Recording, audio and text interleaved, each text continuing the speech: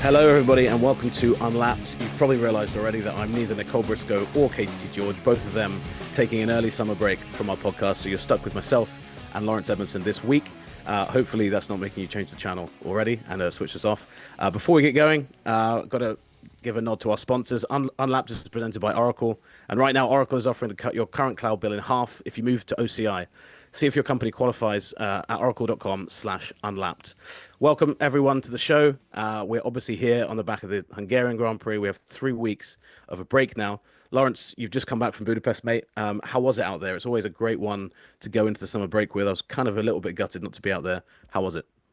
Yeah, it does have that end of term feeling, partly because everyone is already thinking a little bit about their summer breaks, but also because it's just a fun city to be in. I don't know if our listeners have been to Budapest, but yeah, the circuit is close enough that you can go out and have a few beers in the evening and still arrive fresh as a daisy at the race. So yeah, there was a lot of that going on, but I think also it's a circuit that's kind of provided good racing as the cars have evolved. They've kind of evolved into it. And even if it's not overtaking, we saw that overtaking wasn't that easy at the weekend.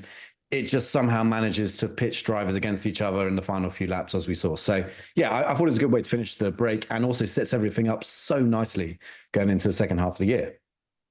Yeah, absolutely does. And I think you're right about Budapest. You know, when you look at it on paper and you know, it's kind of an old school circuit, you might think, oh, that's not going to be that great for racing. And you're right. It's one of those where it's enough of a challenge for the drivers that I think it's entertaining.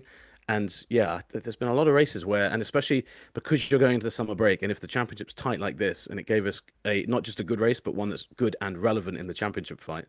I thought that was great. So do have to challenge you on going into the circuit fresh as a daisy, because I don't always do that in Budapest. But the purity laws in Eastern Europe do mean the beers are usually a little bit easier on the hangover the next day. Well, so maybe I mean, well, Nate, I mean, you speak from experience in this country, because I know you were on a stag do, and I know someone who may have listened to last week's episode will want to know a slight update. I mean, maybe the nastiest details spared, but how was your weekend off going into summer break? Yeah, it was great. We went down to Newquay, which is in the southwest of England. I'd recommend it to anybody who loves the coast. A lot of people don't think the coast is a thing in England, but I can assure you it is. I actually cut my hand up. We did some coast steering where you climb up rocks and jump in off the water, all supervised. And we'd had a couple of drinks before that, stupidly. So that was an interesting activity. And yeah, very. I did a lot of the Budapest drinking side of it without the F1 consumption. So it was kind of that type of weekend. But it's good to be back on, and obviously followed the race on Sunday. We obviously threw out questions to you, the listeners, before this on Instagram. And not surprisingly, Lawrence, there was a theme, wasn't there, with these questions that we got when we looked through them. And I think it's pretty obvious what they were, just because of, the weekend that he had, but also the comments that he made. Lewis Hamilton. I mean, there's so many here I could go with, but Vijesh Bhatt asked it most simply, which is, what is wrong with Ferrari? I think it's an ongoing question. I mean, I even wrote about that in a book that came out this year. That's a little plug for everybody that are not sick of those plugs already. We had WTF is going on with Lewis Man as well from Kadreku44, obviously a Lewis fan. And yeah, I mean, we had pages and pages of the stuff. Some maybe harder for me to read out on a podcast, but maybe you can read them on the screen here. But Lawrence, let's start there, because I mean, crazy weekend from the Lewis. We'll start with Lewis. I know Charles, we can almost unpick separately to that, because the guy nearly won the race, and you know, arguably we could unpack that as well. But so stark to see what Lewis said during the weekend. I mean, I'll quickly read out what he said. First of all, after qualifying, knocked out in Q1, which of course we saw twice happen in Belgium 7 days before. He said, the team has no problem. You can see the car is on pole, obviously a reference to Charles Leclerc. They probably need to change drivers. Now, that was pretty shocking. I mean, I'll go on to the Sunday comments after, but you were there on the Saturday, and we know Lewis can be incredibly downbeat, but this must have been shocking even for you, having covered Lewis and Formula One for so long, to hear him say something so stark and so frank like that at the end. Yeah, you get so many versions of Lewis when you're in the media and you're talking to him over a season. And this is about as low as I've seen him, even during those Mercedes days. I mean, there was Qatar last year where he was really down on himself and just, said that he's not capable of doing what he used to be able to do. But this one was clear. And actually, that last quote, they probably need to change a driver. We had about 3 or 4 people listen to it, because he was mumbling a little bit and just said it kind of at the end of a sentence, just to make sure we got the quote right. And, check with other journalists as well, and people who were right next to him, because we're in this scrum of journalists and it's sometimes quite hard to get a clean recording, just to check that it was. And that's what he said. So I mean, we have seen this kind of Lewis before, but clearly there was something about this weekend, and I think it probably goes deeper than just the performance. Qualifying 12th, finishing 12th on a circuit where he's won 8 times is obviously not what Lewis Hamilton expects from himself. But there seems to be more going on beyond that, because if you break it down and you start to make an argument for actually maybe it wasn't so bad, he was only 0.015 seconds off making Q3, and he wasn't that far behind Leclerc. I think we're talking a couple of tenths of a second, which has not been unusual this year at various circuits. So, he was really close to making Q3. And then because the conditions changed so much in Q3, wind picked up, cloud cover, all of a sudden that seemed to play to Ferrari. I reckon if he'd found those, 15 thousandths of a second, he would have been probably in contention, maybe not for pole. I don't think he was on Leclerc's level this weekend, but perhaps he would have got like a top 5, top 4. And then all of a sudden the weekend looks different, race goes differently. Although Ferrari had some problems in the race as well, but it just would have been a whole different, a different outlook. And the other thing I'd say about Lewis is that often we have seen him down and we have seen him beat himself up after sessions, especially immediately afterwards when he's in the TV pen and then he comes to us written journalists, that whatever is on his mind, he just says it. Like, he has no filter at that stage, which in some ways is great as a journalist because you want to know what the drivers are feeling in that moment. But actually in previous years, pre-pandemic, we used to talk to Lewis about 3 or 4 hours after a race, once he'd had time to go and download information with his engineers, understand what went wrong or what went right. And then we'd get a much more considered view. So I do wonder whether if we'd done those media sessions just a couple of hours later, we might have got a different Lewis. And it's always hard to know exactly how deep these troughs are. But I mean, the obvious one, which we saw before and really did take some time to come out of, was 2021 after Abu Dhabi. I don't think we're there because that was something where it was all ripped away from him. But the concern here, and this is something that you've written about, Nate, on the site, is that he's lost a bit of belief in himself. And I think that's a concern, isn't it, going forward? That is, yeah, and I think that's what stood out. And I mean, you're right. I think the thing about how close it was, I think that was on his mind as well. And let's not forget, this was Budapest as well. He's won there 8 times.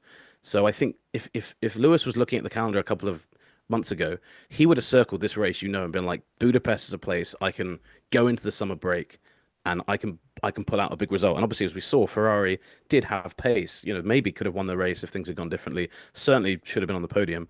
So that must have compounded it quite a lot as well.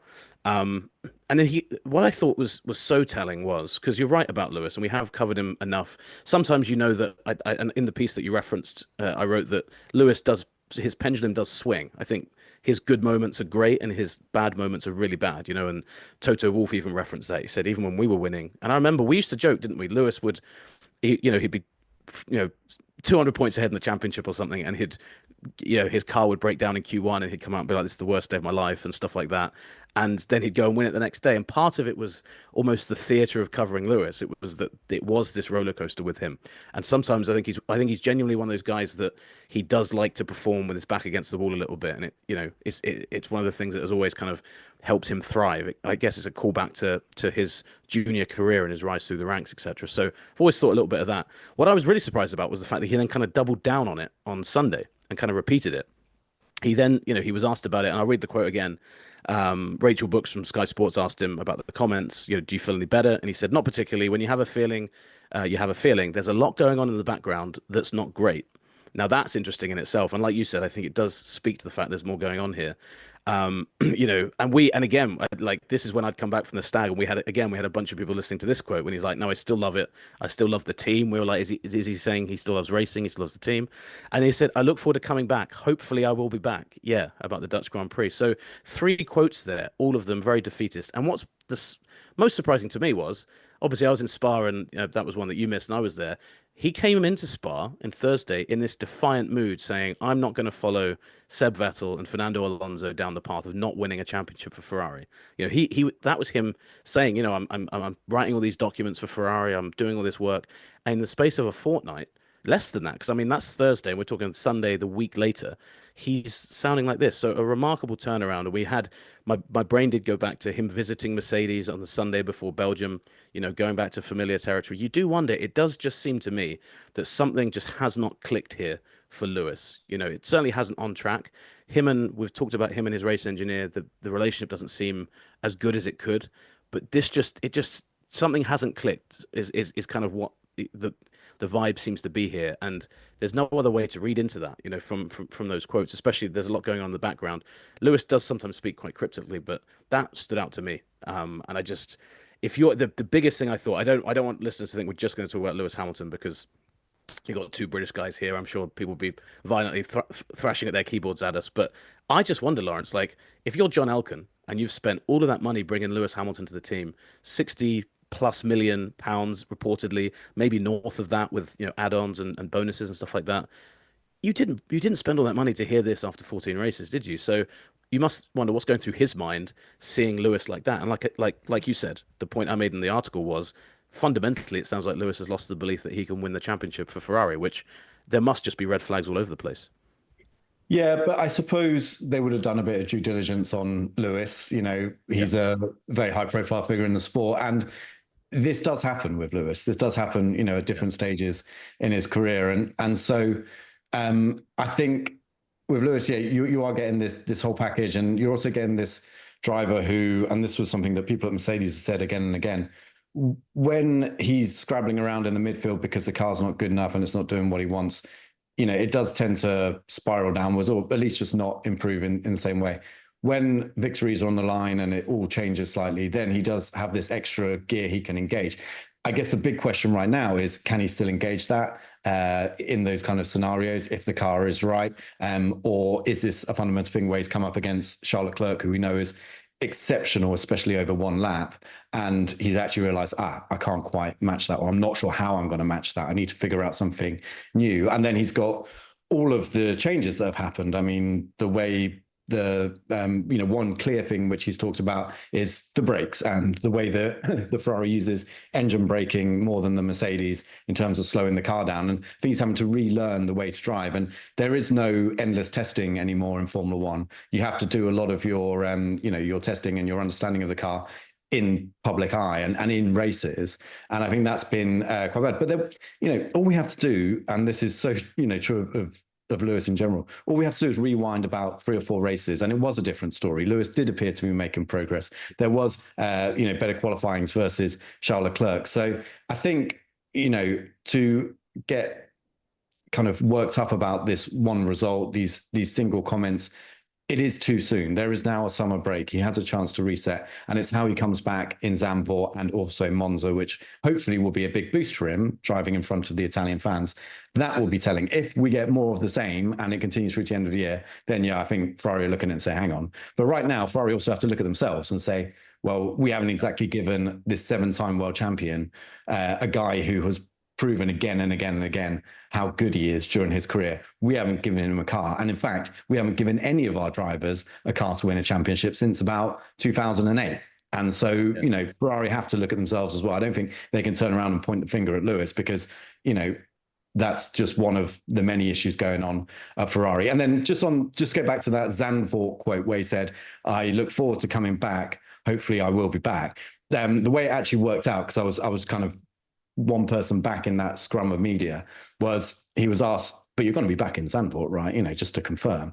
And he said, I look forward to coming back. But he said it so quietly, the person that asked the question said, sorry, what did you say? And he said, hopefully I'll be back, yeah. So it's almost like that was just an additional bit on. And I don't know whether I don't think he meant it to sound like, oh, I might not come back, or hopefully it's going to happen. Maybe he's saying, hopefully Lewis will be back, the Lewis, Lewis of old, maybe. Yeah, I get you. And this is the thing when he gets pulled up on these things like, sorry, what did you mean by that or whatever? And he's just like, what I just said. So it's really hard sometimes to get the true meaning of what he's saying out of it. And also there's, there will be elements which perhaps he can't help but hint up because he's frustrated, but he knows he can't go into the details of, what's going on behind the scenes at Ferrari. And, it may be that some of the changes he wants to be made to the car, I'm speculating here, have not been made, but he's been very clear that he's got a bunch of ideas that he wants, especially for 2026, implemented. And so, that's also going on at the moment. So that's why I think, you could read that there's a lot going on in the background. He could just be saying in 2026, there's a lot going on in the background and it's still not exactly to my liking, but we're getting there, but he just wouldn't elaborate because he was in such a bad mood on the Sunday. Yep. So again, I mean, I want to reserve a bit of judgment here. I don't want to really kind of go in on Lewis and Ferrari at this stage. And not least because, I mean, I think we're going to talk about this as well, but Ferrari have actually made a step. You can look at Ferrari Sunday and say, didn't it all go wrong? But they had a car on pole. That's not been the case at any point this year, other than the China sprint. And the rear suspension change that they made in Spa, drivers, Ferrari have said that it has helped. There still seems to be a fundamental issue with that car, is that they can't run it at the ride height that it's happiest at, that it's producing the most performance without wearing out the plank, which is what happened in the Chinese Grand Prix. And that's a problem that they still seem to be solving and probably running out of time with. But there has been progress. And, you look at other teams, you look at Mercedes, they've had to completely revert their suspension to an older, system. So it's not, it looks bad on paper. When the quotes come out, it looks really bad.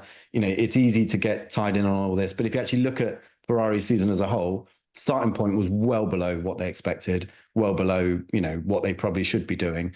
But from then, it hasn't been this kind of awful trajectory, and there have been reasons, and they are partially understood at least. So, yeah, I want to just kind of give a little bit of before we go, like Lewis's, career over, Ferrari, forget it for another however many years.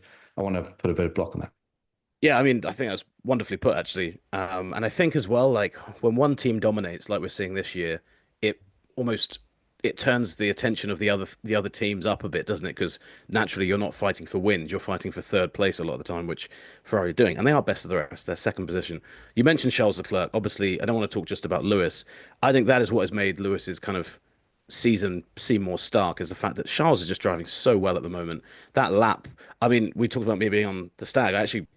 We weren't in a pub that was showing it, and I looked at my phone all weekend. I was following it, and suddenly I was like, Charles on pole. I was like, what on earth? Like, what happened there?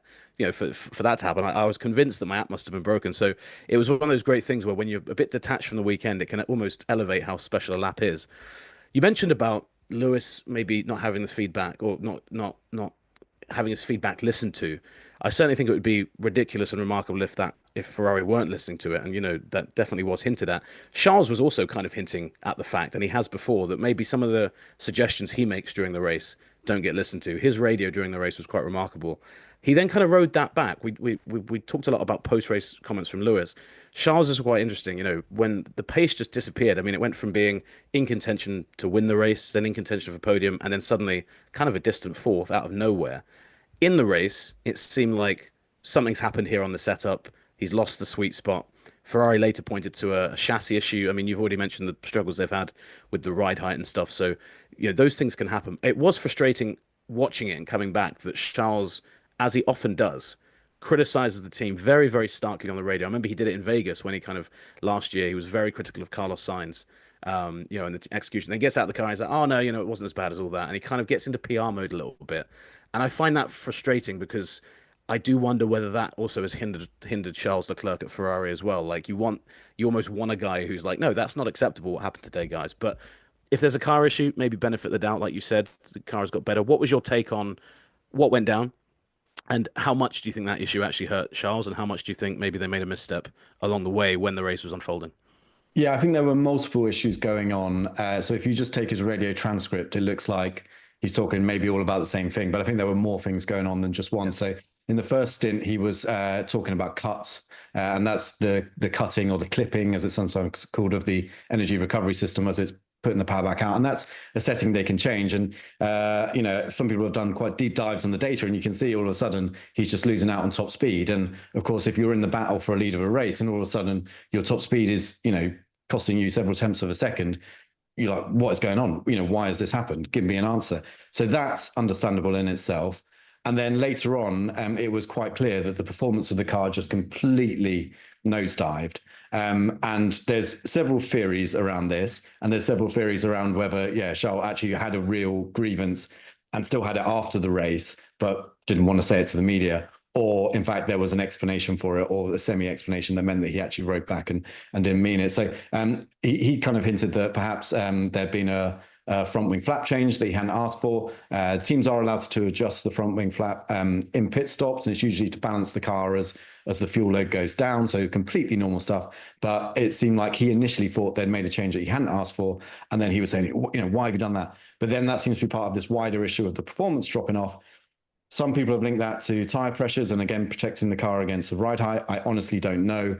Ferrari would not speak about it on Sunday, which suggests maybe there was something going on that they were either maybe not embarrassed about, but something that they didn't want to have to share with the media. And so, I think there was a little bit of an explanation to Charles after the race, and therefore he kind of held back in the media. But I was thinking about this because, again, this was a good point I think you laid out in your article, how he says one thing and then says another. But for me, it was a little bit like not that I would ever have a grievance at ESPN because, it's such a brilliant place to work. But when you have an issue at work and you discuss it with your colleagues, like round the coffee machine or whatever, and everyone's like, yeah. It's like, but when you go to write an email about it, you tone it down. And so I feel like Charles, when he's in the car speaking on team radio, that's talking around the coffee machine. And also, I think it is important that drivers are allowed to vent in that situation, because there's no point having that anger pent up inside the driver, even if they're wrong, just to have somebody at the other end be like, yes, okay, we're checking or whatever, which is a classic Ferrari phrase. And then the email phase being when you actually go and face the media and have to explain what was going on in the race, you probably tone down your language a bit and say things a little bit more diplomatically. So yeah, I don't fully hold that against him. And again, I think Ferrari will look back at this weekend and, it seemed like a victory that slips away because the pace was so good in qualifying. And again, in that first stint, Piastri literally couldn't keep up with Charles and couldn't undercut him. That suggested that the pace was in the Ferrari to win. And then for that to all disappear so quickly, that's hugely frustrating. I think that's where Leclerc's anger came from. But Ferrari must learn from that. And they must, start to have some solutions, I think, going forward. Yeah, I think so. Yeah, I think I'm always in two minds about Charles on that. I think that there is a degree of, you never want the email to be as colorful as your radio messages. It's just, I think it becomes increasingly difficult to, I don't want to say trust, because then you're getting into dangerous territory, but it becomes increasingly difficult to understand what's going on when you have driver clearly frustrated and clearly looks very beleaguered in the car, gets out and puts the hat on. And Charles has been with the team for so long as well. He comes across as the corporate Ferrari kid, doesn't he? He's been there from the beginning. He is Mr. Ferrari. And again, that's why Lewis's comments stand out, really, because Ferrari drivers tend to not really speak like that. Fernando Alonso used to, and it used to really, rub the press officers at the wrong way at the time. Vettel spoke out quite a lot and was kind of rebuked for that as well. So Charles does strike me more as the guy that if there is issues, he kind of maybe brings it up behind the scenes, and maybe that is the way to do it. But then the lack of transparency that you talk about as well from Ferrari, I just think it just doesn't help, and it's kind of the frustrating overarching part of Ferrari's Formula One race team, isn't it? Is that this isn't a new issue. This has been something that has been going on for quite a while at Ferrari. So very frustrating. And the lack of pace obviously opened the door for McLaren to claim a 1-2. I don't think that would have been a surprising prediction before the race weekend, but like you said, as it played out with Ferrari, it was slightly more. I was really impressed with how Lando drove in this race. We've talked a lot about Lando Norris's mistakes. He made a few in Belgium. There's been a few during the race here, but at the end, it felt like Piastri was the guy maybe struggling a little bit under the pressure. Nearly again went into the back of Lando Norris as he did in Austria. Interesting, that's happened twice since Norris drove into the back of Piastri, that Piastri's been close to doing that twice. What did you make of the fight out in front? And I've got to say, I know they're not feuding and they're not like taking barbs at each other, but I'm starting to really enjoy the intensity of this fight because they're always so close together, these two drivers. Yeah, it was fantastic to watch. I mean, I was in the position where I'm trying to write a report at the end of a race, and I actually had two different versions writing. One where Oscar Piastri made a last lap win. Yeah. Those are tough as well for people listening. Those are tough. I remember doing a rewrite frantically in Abu Dhabi in 21. You can imagine how difficult that was, where the first few parts. But yeah, when that's happening at the end, and you're like, I don't know which of these I've got to file on the flag, as we say. But sorry, mate, go on. Yeah, exactly. And it all came down to strategy. And I think this raised a few eyebrows among certain McLaren fans. Certainly, if you're a Piastri fan, is it fair that Norris was behind, kind of, I wouldn't say messed up his start, but got caught out at the start, dropped to fifth. And yet it was that kind of allowed him to go on to a one-stop strategy, which proved to be the best way to win the race. But there were so many more factors in that, because going into the race, McLaren genuinely, and I believe this because most teams were thinking along the similar lines, the two-stop strategy was fastest. And I actually believe it still would have been had Piastri got ahead of Leclerc at that first stop, had that undercut worked, and then he had the free air to make the most of the performance of that car. Problem is, he got stuck behind Leclerc for basically 2/3 of the race. Meanwhile, Norris out on those fresh tyres with lots of space to push, measured it perfectly and kind of actually brought the win back to him. So I would be very disappointed if McLaren all of a sudden turned around and said, we're not going to allow our drivers to go off on different strategies, stuff like that. Mercedes had that. I think it was after the early races of 2014 when they realized that there was a situation where you could have drivers getting a bit annoyed by one having a better strategy than the other, or one playing with the power unit in a way that the other one did. And they brought down this rule of like total parity and, they have to go on the same strategies. They then opened it up again in 2016 because they wanted to provide some racing, some entertainment. But I like that McLaren have gone straight from the start and said, from the race start of the season, it's not changed mid-season. They've said drivers are free to race, obviously don't crash into each other, but everything else is pretty much allowed. And I think it's a bit unfair on Norris to turn around and say, well, he was just given the strategy, that's how he won it. He actually made that strategy work, and had Piastri been able to stick closer to Leclerc in that first stint, get the undercut, then his strategy would have probably worked as well. So it's just a sign of how close these two drivers are. And one thing that Andrea Stella said at the end of the race is that we are McLaren racing. And he said, put the emphasis on the racing, and therefore we allow our drivers to take up these opportunities and so on. And I'm sure there'll be a race later on in the year where it goes slightly the other way. I think the reason that a few people are getting kind of, raising eyebrows about it is because in Spa, we had another situation where Lando went on to an alternative strategy. Had he not made those mistakes, perhaps would have been close enough to Piastri to attack. But, I think you've got to allow these guys to have championships to fight for, because if you turn around and said, right, Norris, you're now on a two-stop strategy because Oscar is, then Lando would have been in a situation where he may not have, he may have struggled to get on the podium if the Ferrari had remained quick and George had been in front, because overtaking is so difficult. So it would have just locked him into a really bad position. And obviously they're not going to do that. So I thought it was fantastic. I mean, you were back from the Stag do to watch it. I mean, hopefully with a clear enough head to enjoy it. Wasn't it great? Wasn't it a great view? I thought it was great. Yeah, superb. And it built up. I felt like they could have played the Jaws music at the end over Piastri catching him slowly, like he was getting closer and closer. It felt a bit like that. I tend to agree with you. And the good thing with the comfort that Piastri can take with this is when he is second behind Norris later in the season, he knows the same thing is open to him as well. I think you're completely right. And I mentioned it last week. I don't want to tell the whole story again, but speaking to somebody at McLaren, he said the one thing we all want is at the end of the season, we want to be able to look both the drivers in the eye, because one's going to be champion, one is going to be runner-up, and know that we gave them the best chance to win.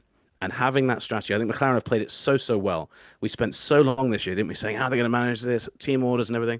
And actually, they've not overcomplicated it at any point. Even when Lando, I thought Norris going into the back of Piastri, I remember being in Canada and thinking, well, this is it now. They're going to shut this down, championship's over. And weirdly, that has almost increased the trust the team has in its two drivers. The way Lando came out afterwards, the way that Piastri kind of said, yeah, it was Norris's fault, but he's apologized, and I'm fine with that. I think it showed a real maturity for two guys who are in their, kind of mid to early 20s.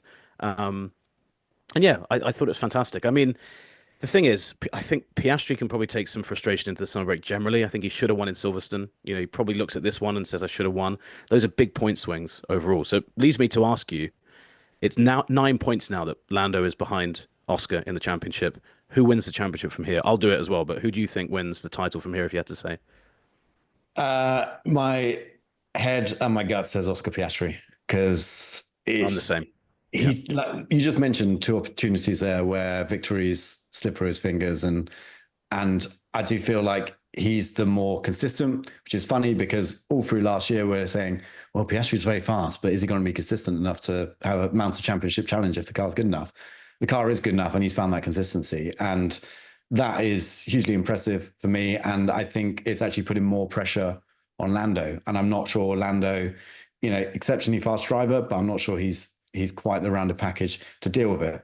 The only caveat I'd say is that it is close enough that you could have more races like Silverstone where things go wrong for Oscar. I mean, it was self-inflicted, I suppose, but Or you could have races like Hungary where just the randomness of the strategy, the kind of, general lack of knowledge about what's going to happen with the tires in the race or unforeseen situations leads to lucky victory. Lucky is wrong, but leads to victories I know going what the you other. mean though, like a fortuitous, yeah, Yeah. one that comes I out of mean, nowhere.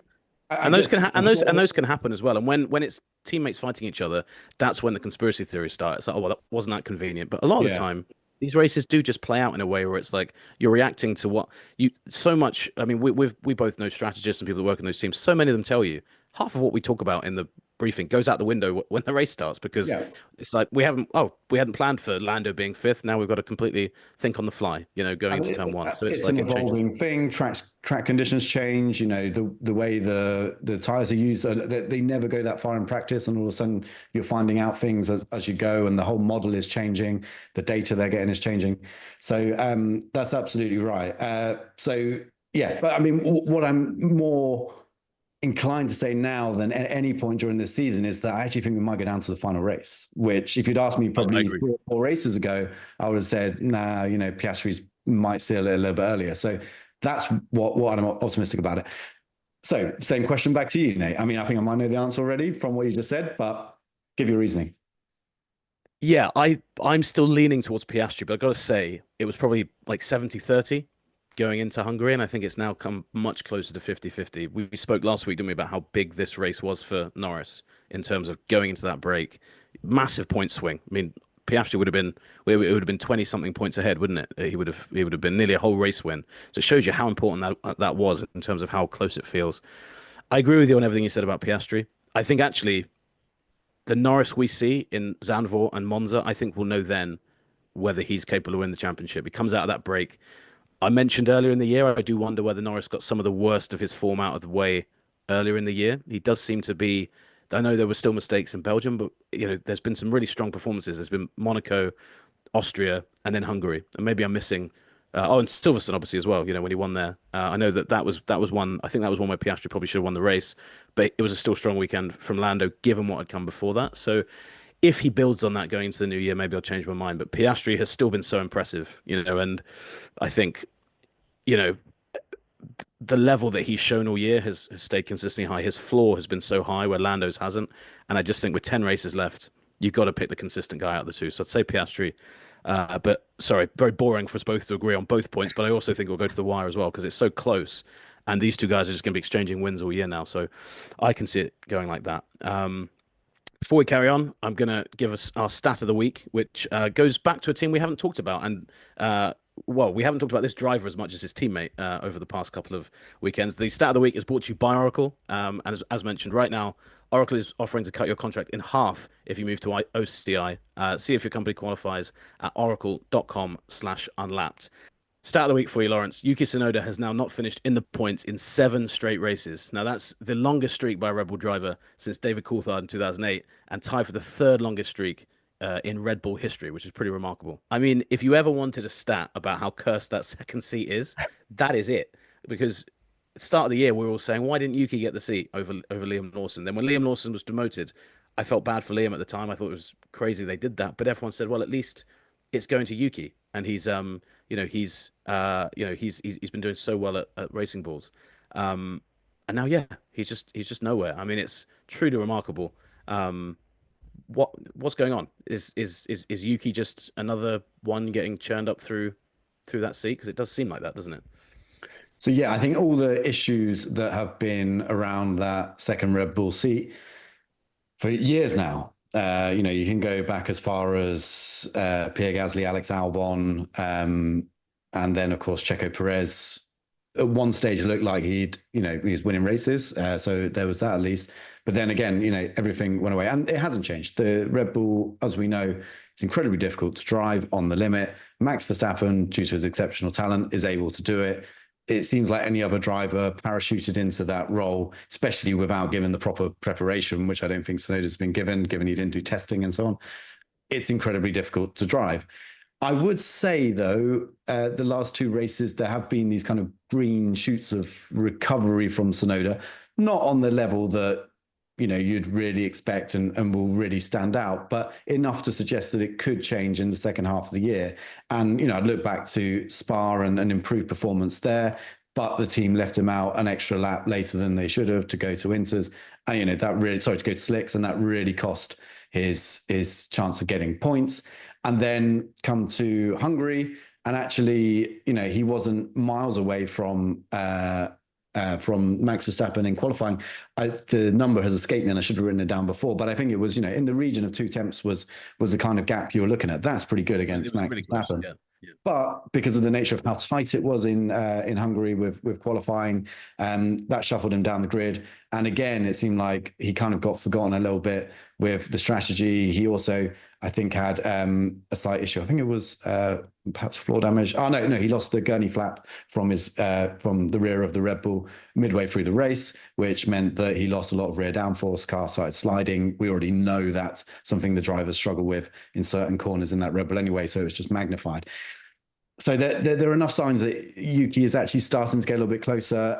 I thought it was very telling as well that between the sprint race and the Grand Prix in Belgium, they finally basically gave him the updates that were already on Max's car, and that helped him make a step. So I think there's enough there to suggest that this horrible streak you just mentioned of 7 races not in the points in a car that Max Verstappen is, regularly fighting up the front with, should come to an end. But you still got to ask, is that enough from a driver? But I think we are now long past the pointing at the driver themselves, be it Liam Lawson, Yuki Tsunoda, Sergio Perez, Alex Albon, Pierre Gasly.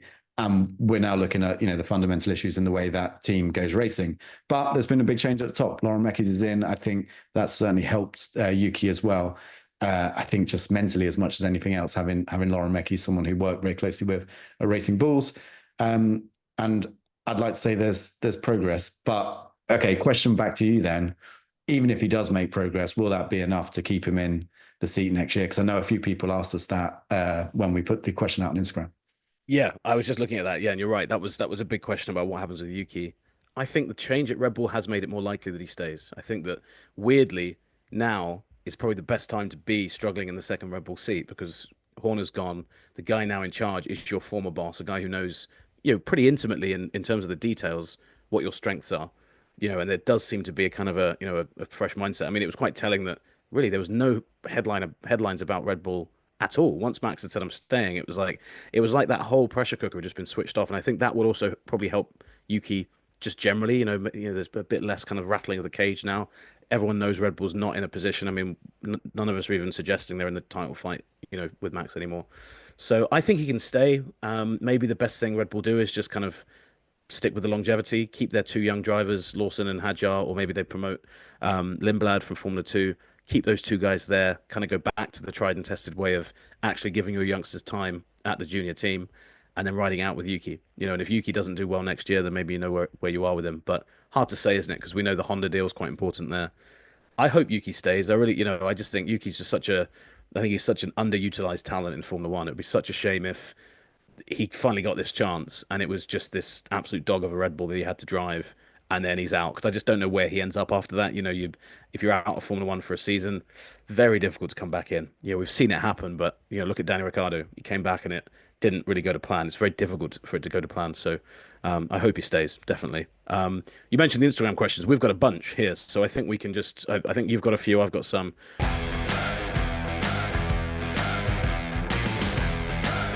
We can just fire into these. I'm going to try my best to pronounce some of your usernames, but I mean, I've got to say there's quite a lot that are, I thought mine back at school were interesting usernames. These ones, I'm going to start off one for you, Lawrence, and then we'll just fire back and forth. Asas Pedals Laws. I think I've said that right. I figured this one out. It's Ace of Spades Laws. Oh, it's because, yeah, okay, because it's AS. Yeah, I read that wrong. You're right. Ace of Spade Laws. Got you. That makes more sense now. I've been looking at that for the entire time I was looking at the run plan here. But he asked, will Carlos Sainz settle into Williams before the end of the season? It's a great question because Sainz is another driver who's switched teams and struggled. Yeah, it is. And he's been quite open about it. He's actually backed up a lot of the things that Lewis Hamilton has said he struggled with, have been backed up by Carlos Sainz, because although it wasn't a straight swap, Sainz didn't go to Mercedes. He did go to a team with a Mercedes engine. So he was asked exactly about this kind of engine braking thing that I mentioned earlier. And he was like, yeah, it's absolutely right. It is very different. You do have to change the way you drive. You have to adapt. So I think, so what's the exact question? Will he settle Williams before the end of the season? I think he's already settled there. And I think there's like a recognition that he is a fantastic driver. He's a better driver than Williams is a team right now. So I don't think there's any concern about whether he should be there going forward, because Williams need to up their game to match the ability of Sainz and Alex Albon. So the pressure's still on the team. But I think that's exactly what he will be doing over the rest of this year, is just, getting through it, getting everything absolutely in its place. And I don't think he's that far off. In fact, I'd say he's probably closer than perhaps Lewis is. I mean, arguably, he's not up against as an exceptional teammate, his former teammate Leclerc at Ferrari versus Albon at Williams. But I think perhaps a few of us underrated Albon as well. And now seeing him, be so much better than Sainz this year is proof that actually Albon is a very solid driver too. So yeah, I think he will settle into the Williams by the end of this season. I think he'll still finish some way behind. I think he's 38 points behind Albon at the moment. That gap may stay very similar, not least because Williams has said quite openly they're not bringing any more updates. This is the car they've got through to the end of the year. A few of their rivals probably will bring bits and pieces here and there, but Williams really, closed off the taps on 2025 some time ago. So, so that's my answer on Sainz. So on to the next one. And I'm going to go with the username of Saint Blevins 17. But I'm not entirely sure if that's right. No, I think that's right. Much easier. I've got to say much easier. St. Blevins it is. Which midfield team has the best chance to break out coming out of the summer break? So who's going to make the biggest strides into the second half of the year? I think the midfield this year has been so difficult to call, hasn't it? Because there's so little between the kind of the promise of the budget cap when it came in was all these teams are going to be super close. And I think actually it's a shame that McLaren is so far ahead, and it's a shame that we've seen Red Bull so far ahead since the budget cap came in, because the midfield has kind of weirdly proven that is the case, when they're so close together. I was really impressed seeing Aston finally take a step forward in Hungary. Not sure how track specific that was, but we have so much expectation on that Aston Martin team, don't we? I mean, they came out the weekend and have finally been able to get Enrico Cardile, who was the old Ferrari technical director there. They've got this kind of behemoth of a leadership team now: Adrian Newey, Andy Cowell, Cardile. They've got the Silverstone factory. Obviously, they've got Fernando Alonso, so you would expect them to start making strides forward. So I'd like to think it's Aston, because I would like to see that story kind of play out. I'd like to see them get competitive. But yeah, I mean, maybe I'm doing Sauber a disservice as well, because we've seen them get a lot quicker. Obviously, had the podium at Silverstone. I'd say Aston Martin, to answer the question directly, because I think as well that really would be a breakout given their season as well. But I'd maybe give Sauber and Williams a nod, both those cars competitive. But I do think Williams are starting to kind of taper off, as you just kind of mentioned. So Aston Martin it would be. And I think that'd be great as well, because I don't know about you, but going into 2026, I think we're all going to be excited about Aston Martin. But if they've picked up at the end of the year and look really mega by the end of the season, then you can really point to something tangible and say, well, look, this is what they were like at the end of the year. Now add Honda into the mix as well. And boom, maybe they take a step up. The next question is about a team that I haven't mentioned yet, and I think probably one that I don't think are in any danger of breaking out anytime soon, sadly, because they've just been in a mess for a while.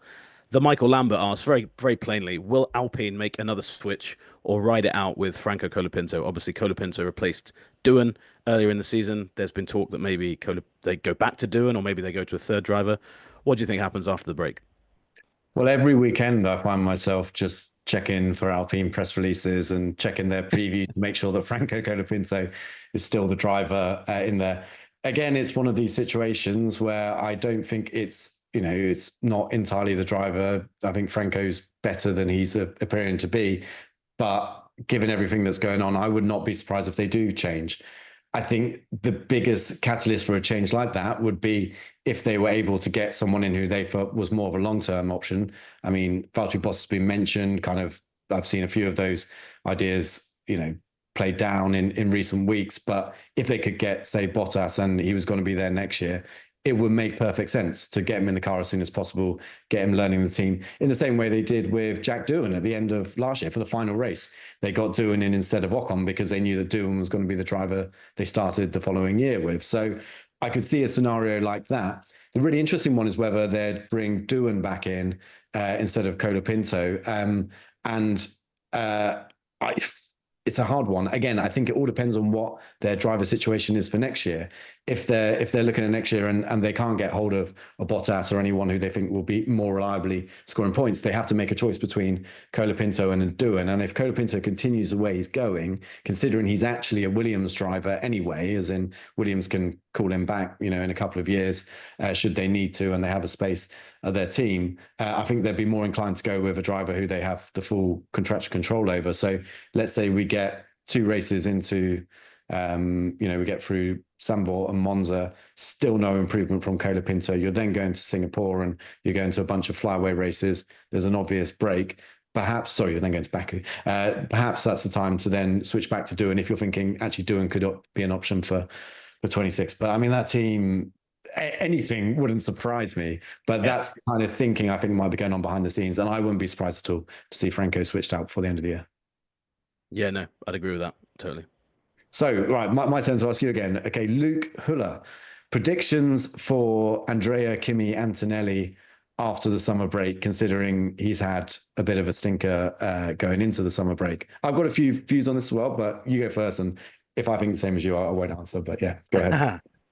Yeah, stinker's a good way to put it. I mean, it's a difficult one, isn't it? Because I think Antonelli was unreal at points this year. Like, he looks so exciting. So he's clearly incredibly quick. I mean, I don't think there's any doubt about that. I think that the Mercedes car has got to a point where it's a bit more tricky for him to drive. I think that when you're 18, the confidence takes a big knock. I mean, look, Monza's coming up for him as well, and I hope Monza is a place where he can really kind of reinvigorate his season. We've already seen how big of a deal it was that he did practice there last year.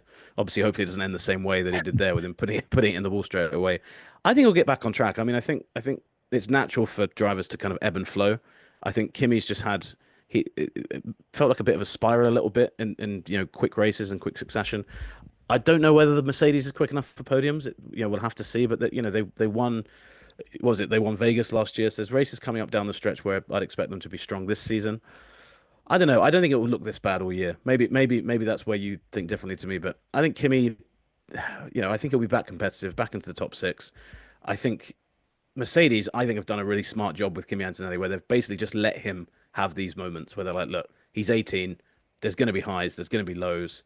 And to the point, we've talked a lot, over months and months about how Red Bull manage their drivers.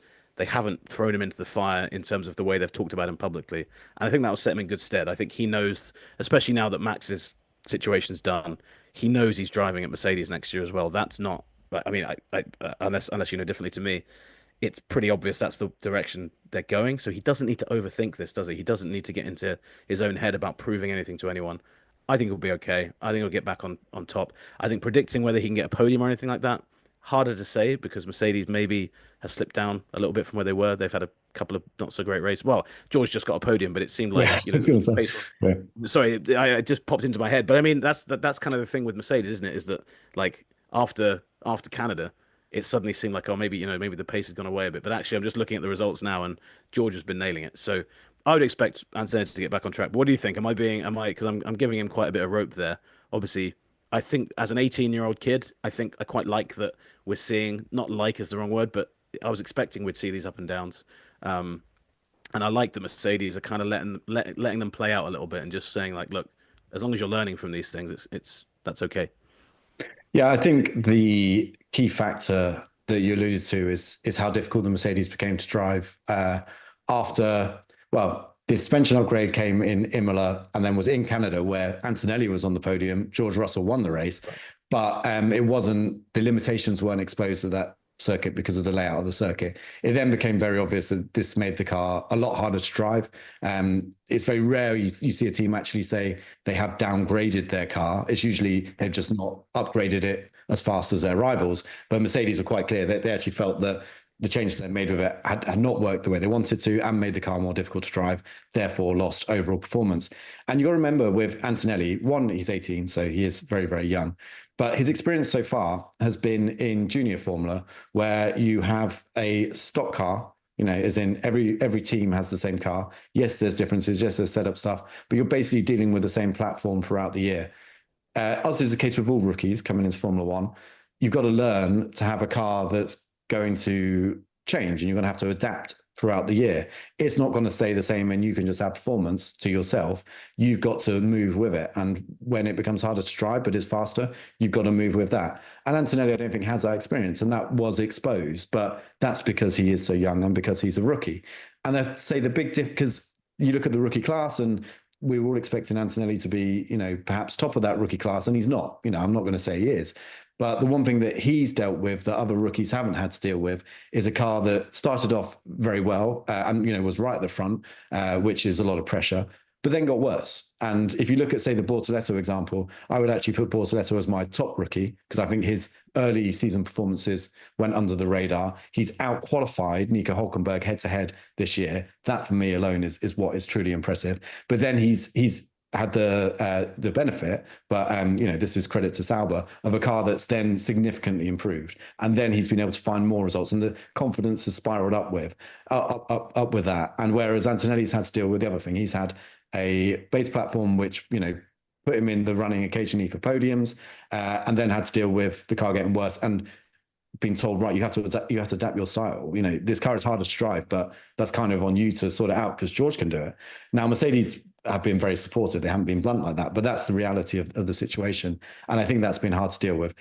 Positive signs from Hungary. I mean, I know you only got 1 point, but with the suspension back to the old one that they had at the start of the year, he seems so much happier after his qualifying session and his race session than he was in Belgium. And I think that will only move upwards. And you're right. I think there'll be the odd race where conditions are cool or whatever, and all of a sudden that Mercedes becomes a rocket ship. And I think that's going to be the occasion where podium is going to be in the offing for Antonelli. Yeah, I would agree. And you mentioned Bortoleto. I actually, before we started, because I was going to finish this bit of the show by asking who the rookie of the year was, and you very adeptly gave the answer already. And I think Bortoleto is a great shout. I mean, Fernando Alonso suggested that if he was English, we'd all be talking about him all the time. I think it was a bit harsh. I think we've been talking about Bortoleto. And like you say, it's been an upward thing, so it's been recent that he's come through. I put this out to X earlier. I put who's been your F1 Rookie of the Year so far, and I've had 400 votes back, so it's not exactly a categorical thing. But I think the results kind of went the way I expected. So you had you had Oliver Behrman on 4%, right at the bottom, Antonelli on 12%, Bortoleto on 38%, and then Hadjar on 46%. I would kind of agree with that. I think that between Hadjar and Bortoleto, it's been close. I think there is a good argument, actually, you can put Bortoleto up there because we haven't really seen many big mistakes from him. Hadjar, I think, has been a bit more erratic and up and down, certainly as we've got close to the summer break. I also think as well, Liam Lawson seems to have kind of rekindled something in himself a little bit as well. And now Hadjar doesn't look quite so remarkable as he did before. I think he's still very, very quick, but at one point he was kind of out qualifying Yuki in the Red Bull and Liam in the Racing Bulls. Liam's kind of been bouncing around there as well. So I'd probably agree with you about Bortoleto. But again, very telling. I think coming into the season, we were all saying because of the cars at his disposal, it would be Antonelli, and then out of those other three, I think we all looked and said it'll be Behrman, and those two are the guys. I mean, Behrman's it's been a bit of an anonymous one for him, but yeah, Bortoleto super exciting, and I didn't know that about the Hülkenberg stat until you mentioned it, so that seals it for me as well. I would say him. Yeah, let me just bring it up. Just it's 7-10 to Bortoleto across all qualifyings. If you remove the sprints, it's still 8-6 to Bortoleto against Hülkenberg. Who, remember some of those performances Hülkenberg were putting in the Haas, and we'd be like, wow, can't believe he's made it again. So yeah, that's what really stands out to me with Bortoleto, and I think he is up against a tough teammate compared to Hadjar. I think.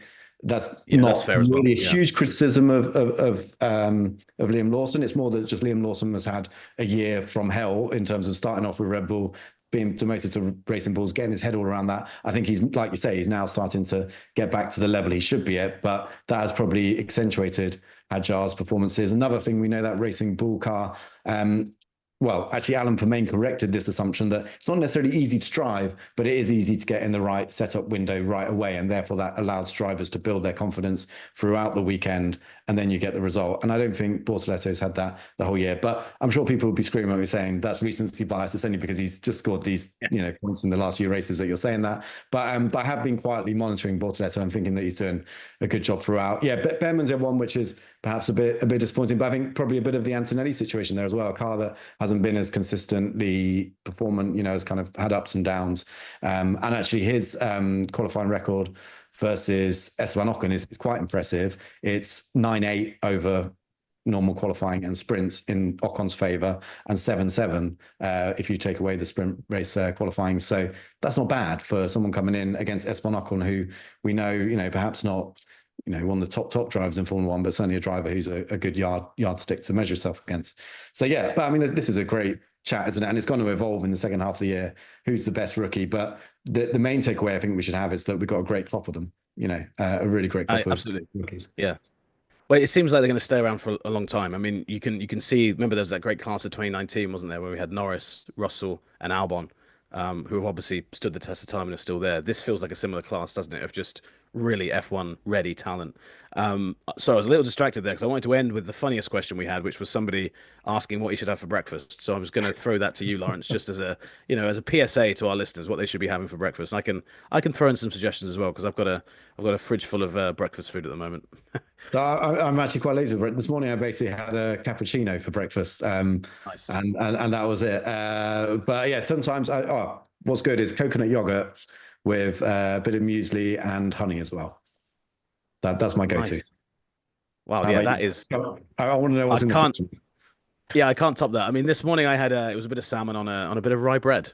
So sounds a bit healthy, but it's actually pretty delicious. And that was from _Flan_. So thank you, Flan, for that to end the show with. Thought we'd end with something nice and cheery away from Formula One. And we've got so many of these questions. Maybe we'll get back to them, on another show. Thank you so much for sending them all in. Hopefully we did a good job answering them. Lawrence, great to chat to you, mate, as always. That's going to do it for us this weekend. Again, I wasn't Nicole and I wasn't Katie, but hopefully as a stand-in, I did a good enough job. Well, everyone, thank you very much for watching or listening to the show today. Remember, leave a comment and hit that like button if you enjoyed what you heard today. And please don't forget to subscribe to ESPN F1 for more F1 content. We cover it all year round. And if you're listening, please do hit us with a 5-star review wherever you get your podcasts. Unlapped is presented by Oracle. Right now, Oracle is offering to cut your current cloud bill in half if you move to OCI. See if your company qualifies at oracle.com/unlapped.